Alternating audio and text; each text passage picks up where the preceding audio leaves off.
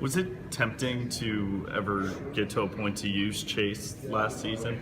Did you ever reach that point, I guess? Yeah, probably a little bit towards the end there. It took him a while to get back from, he got the mumps in camp and lost a bunch of weight. And, we always talk about you'd rather play a guy too late than too early, especially last year. It would have killed him, I think, growth-wise to start to play him. We traveled him, so he got the experience of that. And but yeah, it was tempting, especially for me going into those last couple of weeks and weren't ultra productive in the pass game. What was it that made it so tempting to use him? He's a big, long, smart, athletic kid. I think mentally he was ready. He went through camp and the mental side of it. And that's, as an assistant coach, you go to the head coach, you present your case. But I think the way Matt put it made a lot of sense. You'd rather have him ready to go physically and mentally rather than just mentally. How much of his and Dylan's bodies changed in, I don't know how many months it's been since I've been here, but since last June, I guess? Yeah, pretty drastically. For Dylan, it was a lot of body comp.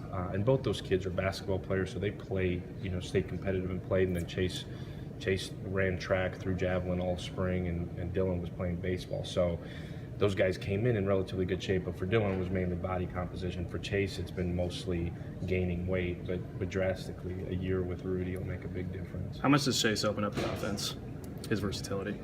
I think we're still finding out. We're 2 practices in. We could be a little bit different, because he can do so many different things. He can play out in space, and he's just a big athletic raw kid. We look like a different team, and you got Eaton and Allen and Akeem, and you throw in a kid that looks like him, you generally could be bigger than everybody else. And so I think we're starting to look like what we want to look like with him out there, Dylan out there. Sam Harms has done a good job too. So What have you seen from Sam so far? He's just continued to improve. He's gained a bunch of weight. He's almost up to 240. He played almost all year at 225 a year ago. That's hard to do in the Big 12. He got through it just being gritty and tough. I think now he actually has some confidence that, hey, I can match up from a blocking standpoint with him. But he's worked really hard to continue to gain confidence. He left some balls out there that were on the ground in some critical situations last year. And I think the way he's built, he takes that personally, and he's gotten better and better. Did he play through some injuries? Coach Campbell talked about his toughness last year, I remember. Yeah, he's one of those kids that won't tell you. It's like the difference between injured and hurt. He had a shoulder there for a while that he missed a little bit of time, but he was going to be a guy that was going to play every Saturday. I think it's just his makeup, the way he's built, that he'd never tell me that he's banged up. He'd just go get treatment and be ready to go. How much more could we see the tight ends used even more this season now? Well, I sure hope a lot. I got to justify a paycheck, right? But I think we'll use those guys. It'll allow Tom to be more creative.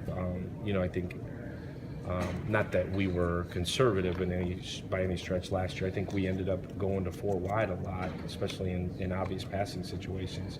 I think the thing I've challenged those guys with is, you want to go to 4 wide, you want to stay out here. We'll do whatever's best for the team, but if you can be one of those best 4 wides, then you'll be out there when that time comes. I think it's too early to tell. It's practice 2. We haven't put any pads on at all yet, so I think it'd be easy for me to throw something out there. But I think we'll know more in the next week where, we think guys are physically ready. Like, is Chase ready? We'll find out. Somebody hits him. Is Dylan's speed deceiving with his size? I think he's fast for his size. I think, what's hurting Dylan a little bit right now is he had shoulder surgery, about week 4 of the season, and you can say take all the mental reps you want. I think the way we play on offense, how fast we go, it's more than anything else. It's got to slow down for him. It's going really fast. I haven't seen Dylan really just play yet through 2 practices. We just talked about it. He's just got to let loose and play a little bit.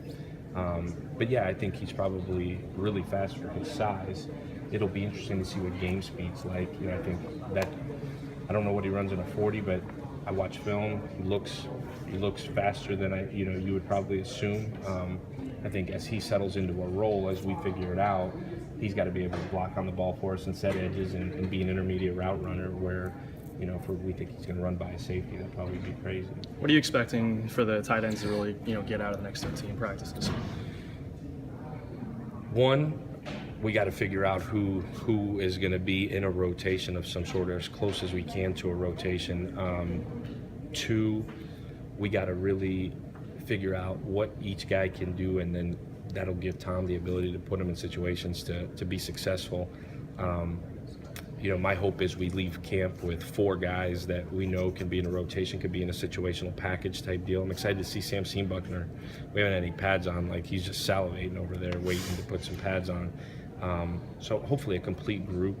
Like I said, 4, if there's 5, that's great, but you'd like 4 guys that can between special teams and offensively be in a rotation of some sort. Coach Campbell used the word matchup a ton when he's talking about just position, trying to find matchups that other teams can't guard. Is that what your position is, basically? Just the ones that can be the mismatches?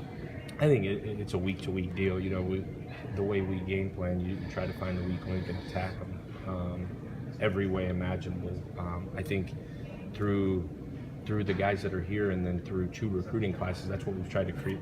Try to recruit as mismatch guys on offense, whether it's size at the outside receivers with guys like Matt and Keem and Allen, and or inside with our guys. And every team is different. If a team's we got a mismatch at tight end, we'll take a mismatch at tight end. It's the same thing. Running the football. If our guys can hold up on edges, it gives us mismatches in the run game. But that's why we've tried to recruit guys that look like they look, is to create mismatches in this league. Most people play with nickel guys and smaller linebackers to match the speed, kind of flipping the script a little bit there. Did Chase ever really petition to try to actually get on the field and kind of burn that red shirt, or was he very just kind of understanding of what you kind of said, where you rather... Chase is like the ultimate guy you want to coach. You told him he got to play week 11, he would have played week 11. You could tell he grew up in a house where dad was in charge. Mom's in charge, but dad was a football coach where he was going to do whatever we asked him to do. I think the best thing we did was just constantly communicate with him, like, hey, here's the point. If we're not there at this point, then we're not going to be there. And he was awesome. He knew he needed the extra lift on Fridays. He knew he needed to gain the weight. He's been all in since he got here. Were you ever close? No, I don't think so.